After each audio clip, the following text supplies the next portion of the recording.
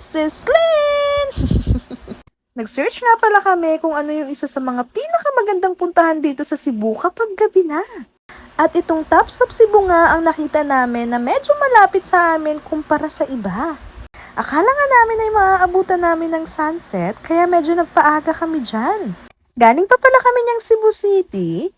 And ang sabi kasi sa Google is 3 hours kapag naglakad ka, 1 hour and 48 minutes naman kapag nag-public transport ka. Pero yung public transport naman nila ay libre lang, kaya wala kang babayarang sa pamasahe mo. O di ba nakapasyal ka na, nakalibre ka pa. 39 minutes naman kapag nag-4 wheels ka, kaya nag-book kami ng Grab. And hindi namin na-expect na traffic, kaya inabot kami ng 1 hour mahigit. Kaya ayun ang kwento kung bakit hindi na namin naabutan ng sunset. Kinausap din nga pala ako ng driver dyan nang sabi niya, "Ma'am, sobrang layo nito at gabi na.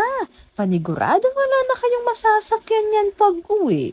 Kaya arkilahan na lang daw namin siya at magbayad lang daw kami ng 1,000. Nabahan nga ako nung sinabi niya na wala na daw kaming masasakyan pag-uwi.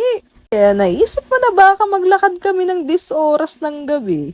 Pero mas kinabahan ako sa 1,000 dahil wala talaga akong pambayad. Kaya nagdesisyon kami ng mga kasama ko kung ano ba yung plano namin pag wala na kaming masasakyan doon.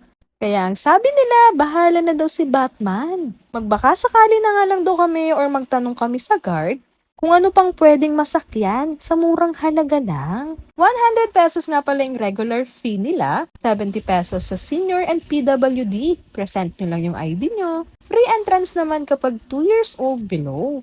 Pag gusto mo nga palang makita ang overlooking dito, meron din silang entrance fee na 25 or 50 pesos. Pero ang sabi kasi sa Google is 50 pesos daw. Yung kasama ko kasi yung nagbayad niyan, basta ako umakyat lang.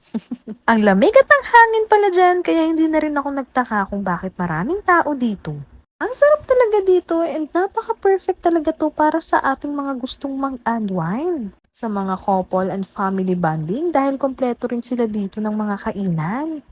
Sabi ko nga sa mga kasama ko, dito na rin kami kumain ng dinner. Gabi na kasi masyado niyan, baka umatake na naman ang pagiging aswang ko. Nung naka-order na nga pala kami at na-serve na sa amin yung pagkain, habang kumakain kami, nagulat nga ako dahil bigla silang nagalit. Pork nga kasi yung in-order nila, pero yung na-serve sa kanila ay may pork. Haram kasi sa kanilang pagkain ng baboy dahil mga Muslim sila. Pero ang sabi ko sa kanila, wag na silang magalit.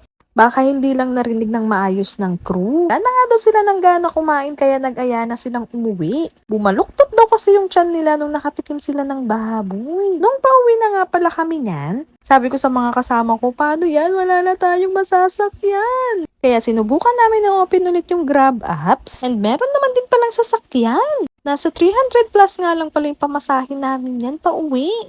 Kaya laging maging mausisa at iwasang magpauto. Yun lamang. Thank you for watching. God bless.